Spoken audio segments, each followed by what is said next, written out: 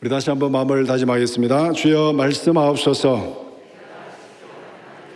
말씀대로 지켜하는 우리 모두가 되기를 축복합니다. 오늘 설교의 제목은 메시아로 오신 예수님입니다.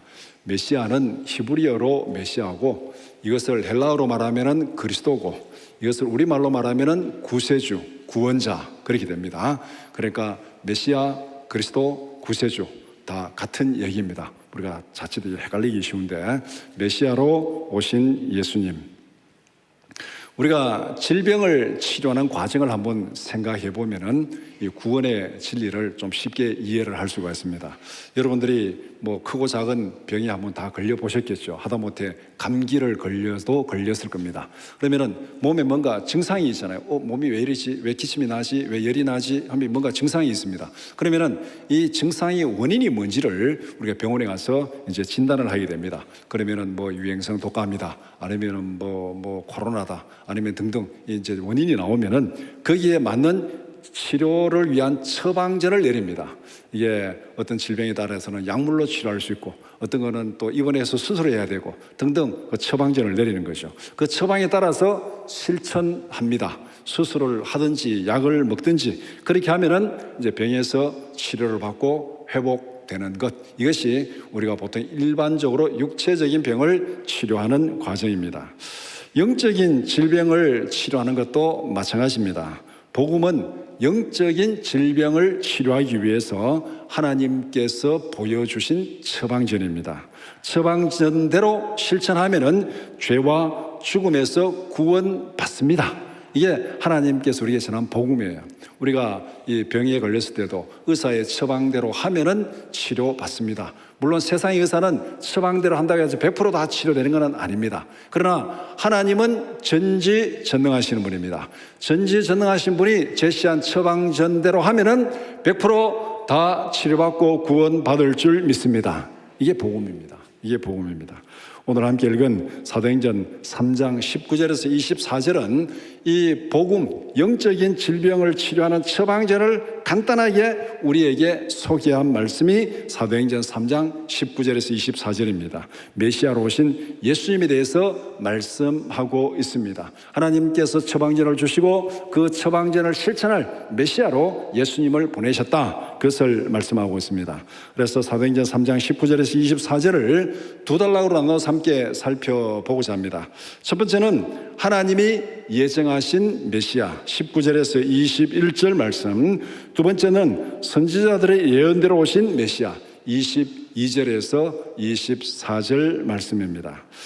첫 번째 단락, 하나님이 예정하신 메시아 19절에서 21절은 메시아를 보내실 하나님의 구원 계획을 말씀하고 있습니다.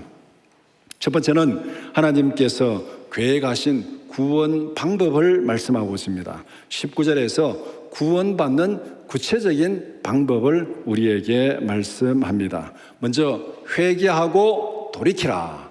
회개하고 돌이키라. 이 회개하고 돌이키라는 말은 이 안에 사실은 같은 의미입니다. 이게 회개는 뉘우치고 고치는 것이고, 돌이키는 것은 잘못된 게 있어서 돌이키는 거. 그러니까 회개하고 돌이키라는 것은 크게 보면은 같은 의미인데, 이걸 이제 강조하기 위해서 두 번 서로 다른 말로 강조하고 있습니다.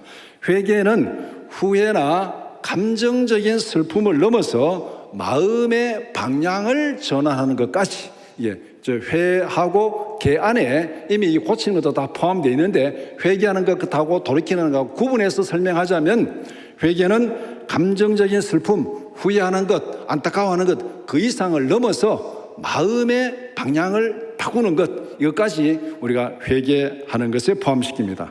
그 다음에 돌이키는 것은 회개의 결과에 따른 실제적인 삶의 변화를 말하고 있습니다. 우리 어떤 사람이 잘못한 것에 대해서 내가 그거 잘못했다고 뉘우치고, 내가 그거 잘못했다 안타까워하고, 내가 다시는 그렇게 하지 않겠다 약속까지 했는데 그 다음 날 보니까 똑같은 일을 하고 있어요. 그러면 이거 돌이킨 거 아니죠.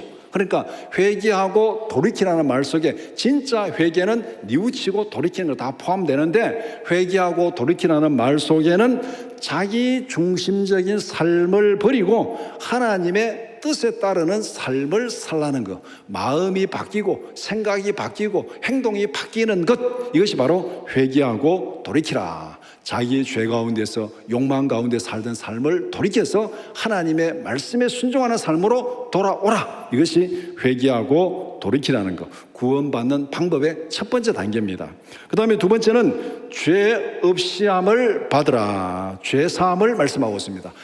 회개하고 예수를 믿으면 죄 사함을 받는다. 죄 없이함을 받는다. 이것을 다른 말로 말하면 의롭다함을 받는다. 칭의라고 말합니다. 우리가 어떤 죄를 지었으면 그 죄에 대한 죄값을 지불해야 되잖아요. 그런데 내가 어떤 사람에게 돈을 한 10억 빌려가지고 내가 10억을 못 갚고 완전히 파산됐습니다. 그럼 이 10억을 갚아야 되잖아요. 갚으면은 그 갚을 때까지 무슨 내가 지금 죄에 대한 책임을 지고 뭐 감옥에 가든지 뭐 어떻게 해야 되잖아요. 그런데 어떤 사람이 와서 그 10억을 대신 다 갚아주면은 나는 더 이상 이제 갚을 빚이 없습니다. 그러니까 의롭다함을 받은 것, 바로 예수를 믿고 회개하면 죄사함을 받는다는 의미가 바로 이런 의미입니다. 예수님께서 우리 죄를 위해서 십자가에서 대신 죽으셨습니다. 우리 죄값을 다 대신 지불하셨습니다. 그러니까 우리가 예수를 믿으면 내 죄값은 예수님이 다 지불하셨기 때문에 우리는 더 이상 죄가 없습니다. 그래서 법정적으로 너는 죄가 없다. 죄 없이함을 받으라. 죄 없이함을 받으니까 너는 의롭게 되었다. 그래서 이게 의롭다고 선언하는 것, 이것을 우리가 칭의라고 말합니다. 그래서 참된 회개는 마음과 삶의 변화를 수반하는 것입니다. 구원은 하나님이 주시는 은혜입니다. 하나님의 은혜로 구원받습니다. 그렇지만은 우리의 반응을 요구합니다. 우리가 어떻게 반응하냐에 따라서 구원받을 수도 있고 구원받지 못할 수도 있습니다.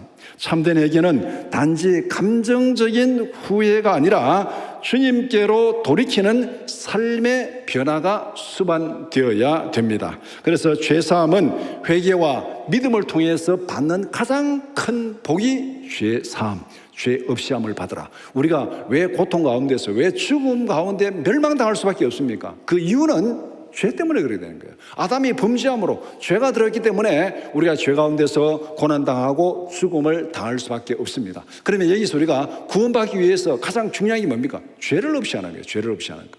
그래서 죄 사함 받는 것이 우리가 예수 안에서 받는 가장 큰 축복입니다. 죄 사함 받으면 우리는 하나님 앞에서 구원받고 하나님의 영원한 자녀 상속자가 되는 것. 그래서 오늘 이 본문에서 말하는 회개하고 돌이키라, 죄 사함을 받으라, 이것이 바로 우리가 구원받는 구원의 시작, 칭의, 의롭다함을 받았다. 우리가 이제 이 신학적으로 구원의 과정을 얘기할 때 제일 첫 번째가 믿고 회개하고 의롭다함을 받는 것, 이게 구원의 첫 번째 단계. 이것을 오늘 본문에서 말씀하고 있습니다. 하나님께서 계획하신 구원받는 방법, 회개하고 돌이키고 예수를 믿고 죄사함을 받으라, 이것이 바로 구원받는 구체적인 방법입니다. 두 번째는 하나님이 예정하신 구원자를 말씀합니다. 20절, 21절은 하나님은 구원의 실행을 위해서 구원자를 보내기로 작정하셨습니다. 하나님께서 구원을 계획했잖아요. 계획하면은 그 계획을 실천할 실행자가 있어야 되는 거잖아요. 그 실행자로 예수 그리스도를 보내시는 것. 예를 들면은 우리가 건축할 때 건축에 이렇게 이 설계도를 다 그리고 도면을 다 그렸습니다. 그러면은 그 도면대로 건설할 건설업자가 있어야 되잖아요. 건설업자가. 그래서 건설업자가 그 도면대로 건축물을 짓는 것. 그러니까 하나님께서 구원을 계획하시고 예수님을 보내셔서 그 구원의 계획대로, 설계도대로 구원의 계획을 이루어 가시는 예수님을 보내기로 작정하셨습니다. 그래서 예정하신 그리스도를 보내시리라, 그렇게 말씀합니다. 하나님께서 미리 예정하신 이 구원자 예수 그리스도를 보낸다. 이 하나님이 예정하신 구원자 메시아, 그 누구냐면 그리스도, 예수 그리스도. 우리가 예수 그리스도라 그렇게 계속 얘기를 하고 있습니다. 그래서 오늘 이 문맥에서 보면은 이 사도행전의 문맥은 예수님께서 부활하시고 승천하시고 지금 복음을 전하고 있습니다. 그러니까 죄 회개하고 돌이켜서 예수를 믿으면 구원받는다, 이게 지금 사도행전이에요. 그러면은 다음에 다시 예수를 보내시리라. 이 예수를 보내시라는 것은 예수님의 재림을 예고하는 것입니다. 예수님께서 다시 오셔서, 부활 승천하신 예수님께서 다시 오셔서 우리의 구원을 완성하시고 이 땅의 모든 회복을 완성하신다. 그래서 예정하신 그리스도를 보내시리라, 그렇게 말씀합니다. 그러니까 하나님의 계획 속에는 예수님을, 구원자를 보내는데 첫 번째 오셔서 십자가를 지시고, 그 다음에 부활 승천하시고, 두 번째 오셔서 이 모든 구원을 완성하시는 것, 이 계획이 하나님의 구원 계획 안에 다 들어 있습니다. 그리고 보면은 사도행전의 시점은 예수님께서 오셔서 십자가를 지시고 죽으시고 부활 승천하시고 다시 오실 때까지, 그 중간에 지금 사도행전의 과정이 들어 있습니다. 만물을 회복할 때까지 하늘은 그를 받아두리라, 그렇게 말씀합니다. 예수님이 승천하셨습니다. 현재 예수님은 하늘 보좌에서 세상을 다스리고 있습니다. 히브리서 12장 1절 2절 말씀 같이 보겠습니다. 이러므로 우리에게 구름같이 둘러싼 허다한 증인들이 있으니 모든 무거운 것과 얽매이기 쉬운 죄를 벗어버리고 인내로서 우리 앞에 당한 경주를 하며 믿음의 주여 또 온전케 하시는 이인 예수를 바라보자. 그는 앞에 있는 기쁨을 위하여 십자가를 참으사 부끄러움을 개의치 아니하시더니 하나님 보좌 우편에 앉으셨느니라. 하나님 보좌 우편에 앉으셨느니라. 요 말까지 십자가를 참으시고 부끄러움을 당하시고 죽음 당하시고 부활하시고 승천하셔서 지금 하나님 보좌 우편에 앉아 계신다. 하나님 보좌 우편에서 지금 이 세상을 다스리는 것이 현재 예수님의 상태라고 그렇게 말씀하고 있습니다. 하나님이 정하신 때에 예수님께서 다시 오셔서 만물을 회복해야 하는 예수님의 재림 때에 새하늘과 새 땅에서 만물이 다 회복되는 그 완성을 바라보고 있다, 그렇게 말씀하고 있습니다. 바로 하나님이 예정하신 구원자 예수님이 십자가를 지기 위해서 오시고 부활 승천하시고 만물을 회복하기 위해서 다시 오시는 이 모든 과정이 하나님의 계획 안에 들어 있습니다. 그래서 만물을 회복하기 위한 재림이 우리가 바라는 소망의 근거입니다. 이 땅의 불완전함 속에서도 회복의 완성을 바라보며 살아가는 이유가 바로 여기에 있습니다. 예수님께서 다시 오시리를 약속했기 때문에 다시 오시면은 모든 일그러진 것, 모든 무너진 질서들이 다 회복되는 그때를 우리가 바라보고 있는 것. 우리가 이 땅에서 믿음으로 살아가지만은 또 우리가 또 기도하지만은 우리의 기도가 다 이루어지지 않습니다. 또 우리 안에 여러 가지 억울한 것들, 이렇게 억눌린 것들 다 해결되지 않습니다. 세상의 모든 비리들이 다 해결되지 않습니다. 그러나 언제 그것이 완전히 해결되느냐? 예수님이 다시 오실 때 그 모든 것들이 완전히 해결되고 회복된다고 말씀합니다. 그러니까 우리가 바라는 궁극적인 소망은 예수님의 재림을 통해서 이 땅에 하나님의 공의가 실현되고 모든 불의가 사라지고 이 땅에 하나님의 영광이 나타나는 그때를 우리가 바라보며 살아가는 것, 그것이 우리가 이 땅에서 바라보는 소망입니다. 그래서 현재의 우리의 삶은 회개와 회복을 위한 준비 과정입니다. 예수님이 다시 오실 때 모든 것이 완성되는데 그때를 맞이해서 예수님의 재림을 맞이하기 위해서 회복을 위해서 회개하고 준비하는 과정, 예수님의 재림에 대비해서 날마다 우리는 거룩한 삶을 살아야 됩니다. 이것이 우리의 완전한 회복을 향한 성화의 과정입니다. 그래서 구원의 과정을 얘기할 때 앞에서 칭이라고 말씀드렸죠. 회개하고 돌이켜서 죄 없이 함을 받으라. 이게 칭입니다. 그 다음에 우리는 구원 받았습니다. 칭이 예수 믿고 죄 사함 받고 구원 받았습니다. 그러면은 우리가 지금 바라는 것은 이것으로 다 끝이냐? 끝이 아닙니다. 다시 예수 그리스도를 보내시리라, 그렇게 말씀하고 있습니다. 예수님이 다시 오실 때 우리의 모든 구원이 완성되기 때문에 우리는 예수님의 재림을 고대하면서 지금 예수님을 닮아가는 거룩한 삶을 살아가야 되는 것, 이것을 우리가 성화의 과정이라 그렇게 말합니다. 그러니까 구원의 이 과정에서 칭의, 의롭다함을 받고 그 다음 우리가 예수를 닮아가는 거룩한 삶을 살아가고 성화의 과정을 거쳐서 마지막에 영화의 단계에 들어가는 것, 예수님이 재림할 때 완성되는 그 구원을 바라보는 것. 그래서 우리의 소망은 지금 우리는 예수 안에서 의롭다함을 받았지만 예수를 닮아가는 거룩한 삶을 지금 살아가는 거예요. 왜? 예수님의 재림을 준비하고 맞이하기 위해서, 재림을 준비하고 맞이하기 위해서 거룩한 삶을 살아가는 것, 이것이 하나님의 구원 계획 안에서 현재 우리가 살아가는 삶의 모습입니다.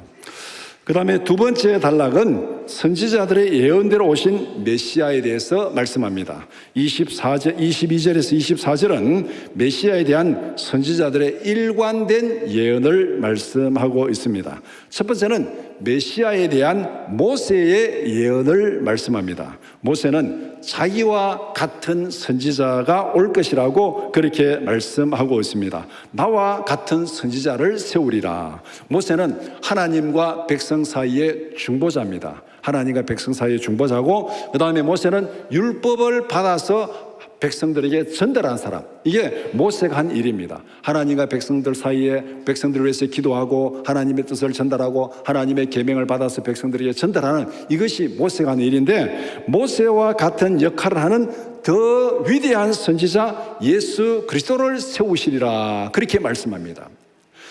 모세가 하나님과 백성 사이의 중보자였다면 예수 그리스도는 하나님이 직접 인간의 몸을 입고 이 땅에 오셨습니다. 그러니까 예수님보다 더 확실한 중보자고, 모세가 율법을 받아서 백성들에게 전달했다면 예수님은 말씀이 육신이 되어서 우리 가운데 오셔서 말씀을 전합니다. 그러니까 모세가 한 것보다가 확실한 이 사명을 감당하는 것. 그래서 히브리서에 보면은 모세와 예수님의 사역을 비교해 가지고 설명하는데, 모세는 하나님의 집에 종으로 충성했고 예수 그리스도는 하나님의 집에 아들로 충성했다. 종으로 충성하다고 아들로 충성하고 이 질이 다르다는 거죠. 그러니까 한 역할은 똑같습니다. 모세가 한 역할은 백성과 하나님 사이의 중보자고 하나님의 말씀을 받아서 전달한 것, 이 일을 했지만 예수님은 하나님이 직접 오셔서 백성들과 하나님을 중보하시고 말씀이 직접 오셔서 우리에게 말씀을 전하는 이 사명을 감당하는, 모세는 자기와 같은 역할을 하는 선지자를 세우리라, 그렇게 말씀하고 있습니다.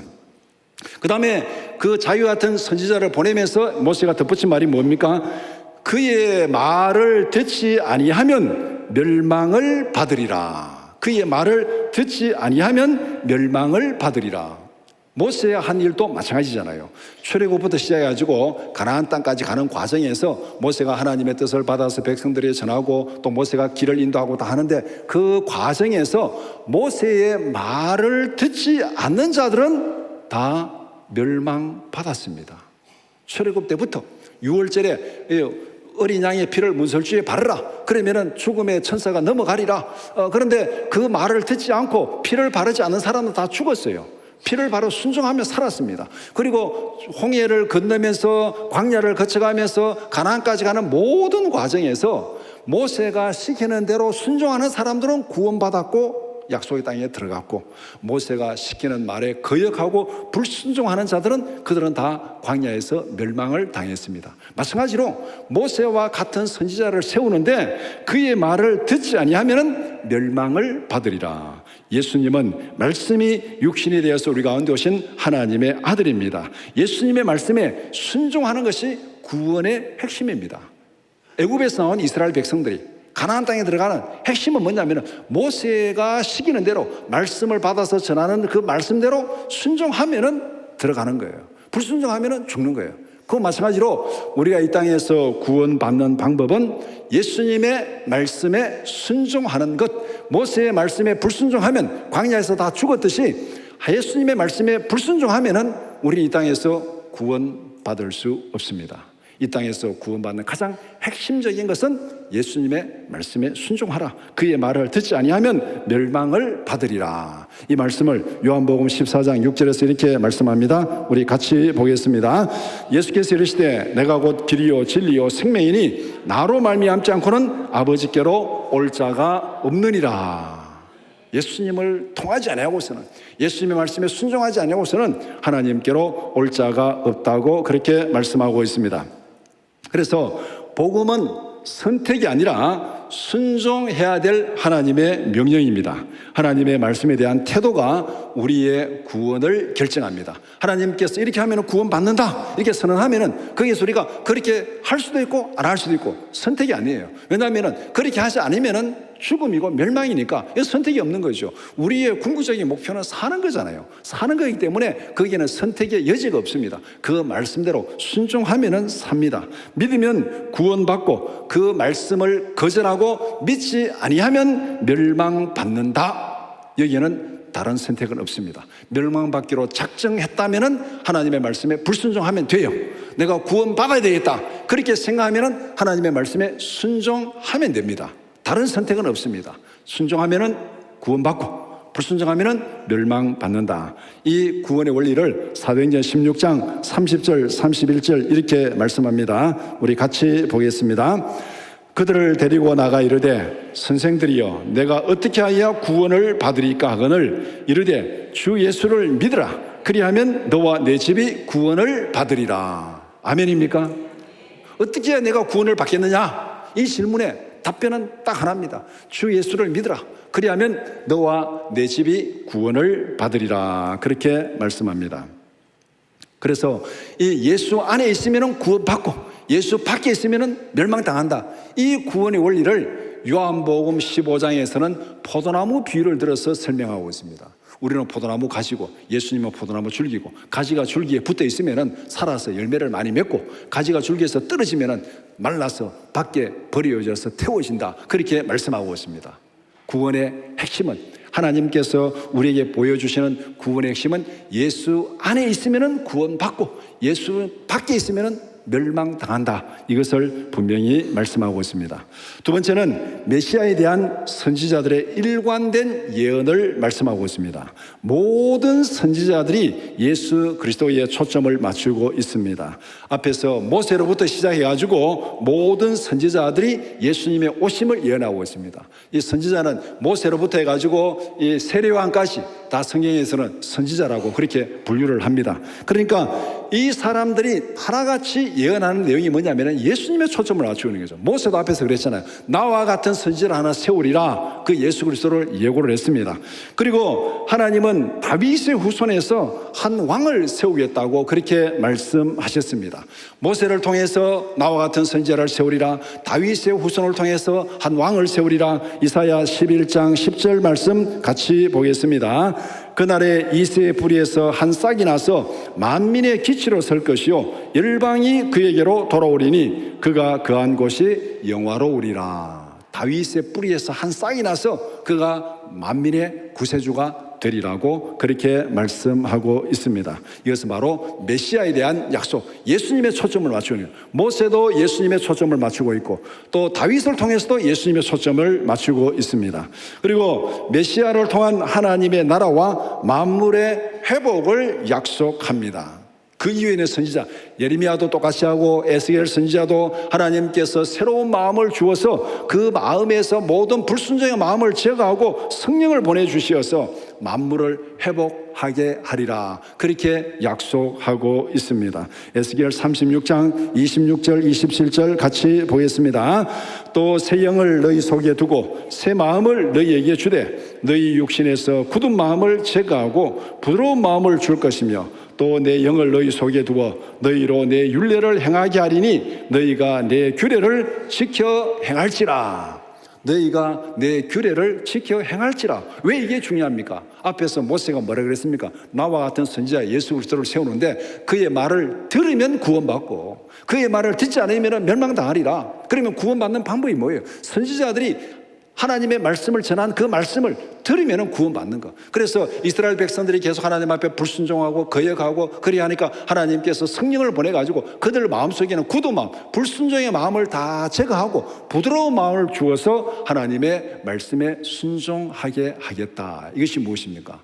성령을 통한 거듭남의 역사를 이미 에스겔 선지자가 구약에서 성령을 통한 거듭남의 역사를 에스겔 선지자가 이렇게 말씀하고 있습니다. 그러니까 이 모든 회복은 예수님이 오심으로 시작된 것이요. 언제 성령이 와서 우리가 성령으로 거듭납니까? 예수님이 오셔서 예수 믿고 죄사함 받으니까 성령으로 거듭나는 거잖아요. 예수님이 오심으로 이 모든 것이 시작됩니다. 만물의 회복은 예수님의 재림을 통해서 완성됩니다. 이 구원의 과정이 예수님이 오심으로 죄사함 받고 성령이 오셔서 우리를 거듭나게 하고, 그래 거듭나니까 구원 받았고, 그 다음에 예수님이 다시 오심으로 우리의 구원이 완성되어진다. 예수님을 통한 만물의 회복을 말씀하고 있습니다. 그래서 우리는 예수님의 오심과 재림 사이에 살고 있습니다. 이미 우리의 구원은 시작되었습니다. 예수 믿고 구원 받았습니다. 성령으로 거듭났습니다. 에스겔 선지자가 말한 대로 성령으로 거듭났습니다. 그런데 아직까지 우리의 구원은 완성되지 않았습니다. 완성되지 않았어요. 언제 완성됩니까? 예수님이 재림하실 때 새하늘과 새 땅에서 우리의 육체의 몸이 영원한 몸으로 바뀌어지는 그때 우리의 구원이 완성됩니다. 그러니까 우리는 이미 구원받았지만은 구원의 완성을 향해서, 목적지를 향해서 달려가는 그 과정이 우리가 이 땅에서 살아가는 성화의 과정, 믿음의 과정입니다.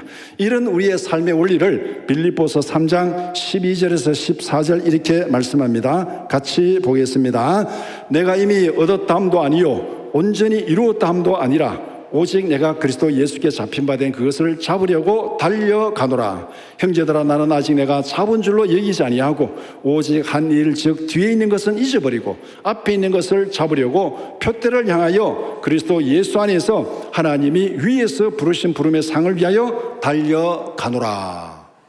내가 이미 얻었다함도 아니요, 바울 사도가 구원받지 못했다는 얘기입니까? 결코 그것이 아니죠. 구원받았어요. 그러나 아직까지 완성되지 않았다는 거, 표대를 향해서 그리스도 예수 안에서 하나님이 위에서 부르신 부름의 상을 위하여 달려가노라. 목적지를 향해서, 완성을 향해서 달려가고 있다는 거예요. 내가 지금 구원받았지만 아직까지 완성되지 않았고 목적지를 향해서, 완성을 향해서 달려가는 그 모습을 지금 바울 사도가 이렇게 고백하고 있습니다. 우리는 이 땅에 살아가면서 내가 지금 어디에 있는지, 어디로 가는지를 분명히 알아야 됩니다. 우리가 길을 가기 위해서, 목적지를 찾아가기 위해서는 지금 내가 어디에 있는지, 어디로 가고 있는지 알아야 목적지를 바로 찾아갈 거 아닙니까? 목적지를 찾아가는데 내가 지금 어디 있는지를 몰라요. 어디로 가는지 몰라요. 그러면은 목적지를 찾아갈 수가 없습니다. 우리는 예수님의 십자가로 구원받았습니다. 지금 내가 어디에 있습니까? 나는 예수님의 십자가로 구원받았습니다. 예수님의 재림으로 완성될 영원한 영광, 영원한 생명을 향해서 지금 달려가고 있습니다. 그러니까 내가 지금 어디에 있느냐? 예수 믿고 구원받은 하나님의 백성으로 살아가고 있습니다. 어디를 향해서? 예수님의 재림을 통해서 완성될 영원한 나라, 영원한 영광, 영원한 생명을 향해서 지금 달려가고 있는 것이 지금 우리가 걸어가는 삶의 과정입니다. 마지막 목적지를 향해서 열심히 달려가는 우리 모두가 되기를 축복합니다. 내가 어디에 있는지 알고 여기서 지금 내가 어디를 향해 가는지, 목적지를 향해서 달려가는 그것이 바로 우리가 지금 믿음으로 살아가는 우리 모두의 삶입니다. 말씀을 정리해 봅시다. 하나님의 구원 계획은 분명합니다. 예수 그리스도를 통해서 세상을 구원하기로 작정하셨습니다. 하나님은 계획하신 때에 예수 그리스도를 보내셨습니다. 그리고 계획하신 때에 예수 그리스도가 다시 오실 것입니다. 누구든지 하나님의 계획에 믿음으로 반응해야 됩니다. 하나님이 보내신 메시아를 믿고 영접하면 구원받습니다. 메시아를 배척하면 영원히 멸망당합니다. 오늘날 많은 사람들이, 여기에 헷갈리는 사람들이 많이 있습니다. 꼭 예수 믿어야 구원받느냐, 예수 안 믿어도 구원받지 않느냐, 흔히 말하는 종교다원주의를 얘기하고 있습니다. 그것이 세상의 의견일 수는 있고 세상의 사상일 수는 있습니다. 그러나 성경이 무엇이라고 말하는가? 우리는 성경대로 따라가면 됩니다. 오늘날 많은 사람들이 꼭 예수 믿어야 구원받느냐, 다른 종교는 구원이 없느냐, 이렇게 말하는 사람이 있다면 우리는 그 얘기 들을 필요도 없고 성경이 뭐라고 말하는지 보면 됩니다. 사도행전 4장 12절 말씀 같이 보겠습니다. 다른 이로서는 구원을 받을 수 없나니 천하 사람 중에 구원받을 만한 다른 이름을 우리에게 주신 일이 없음이라 하였더라. 있다는 겁니까? 없다는 겁니까? 예수 이외에는 다른 이로서는 구원받을 수 없습니다. 그러니까 앞에 모세로부터 모든 선지자들이 예언한 그 초점이 예수 그리스도에 있습니다. 예수 그리스도의 말을 들으면 구원받을 것이고 그 말을 듣지 않으면 구원받지 못한다. 다른 이름으로서는 구원받을 이름이 없다고 말씀하고 있습니다. 우리는 예수를 믿고 구원받았습니다. 그러나 아직까지 우리의 구원은 완성되지 않았습니다. 성경에 이런 말씀을 여러 군데 말하고 있죠. 섰다고 생각하는 자는 넘어질까 조심하라, 이렇게 말하는 것 마찬가지죠. 예수님의 십자가로 시작된 구원은 예수님의 재림으로 완성됩니다. 그러니까 우리는 이미 예수님의 십자가로 구원받았습니다. 그러나 아직까지 우리의 구원은 완성되지 않았고 예수님의 재림으로 완성되고 있습니다. 그러니까 우리가 살아가는 이 삶은 시작된 구원과 완성된 구원 사이에서 달려가고 있는 거예요. 우리가 구원받았으니까, 생명이 거듭났으니까, 살았잖아요. 살았으니까 목적지를 향해 가는 거죠. 구원받지 못했으면 목적지를 향해 갈 수도 없어요. 죽은 사람이 어떻게 갑니까? 살았으니까 우리는 목적지를 향해서 달려가는, 이미 시작된 구원을 가지고, 영생을 가지고 목적지를 향해서 달려가는 것이 지금 우리의 삶의 모습입니다. 앞에서 읽었던 빌립보서 3장 12절 14절 같이 보겠습니다. 내가 이미 얻었담도 아니요 온전히 이루었담도 아니라 오직 내가 그리스도 예수께 잡힌 바 된 그것을 잡으려고 달려가노라. 형제들아, 나는 아직 내가 잡은 줄로 여기지 아니하고 오직 한 일, 즉 뒤에 있는 것은 잊어버리고 앞에 있는 것을 잡으려고 표대를 향하여 이 그리스도 예수 안에서 하나님이 위에서 부르신 부름의 상을 위하여 달려가노라. 이 14절 말씀, 이것이 지금 우리가 살아가는 삶의 방향이고 목적지입니다. 표대를 향하여 그리스도 예수 안에서 하나님이 위에서 부르신 부름의 상을 위하여 달려가노라. 이 바울 사도의 고백이 이 시간 우리 모두의 고백이 되기를 축복합니다.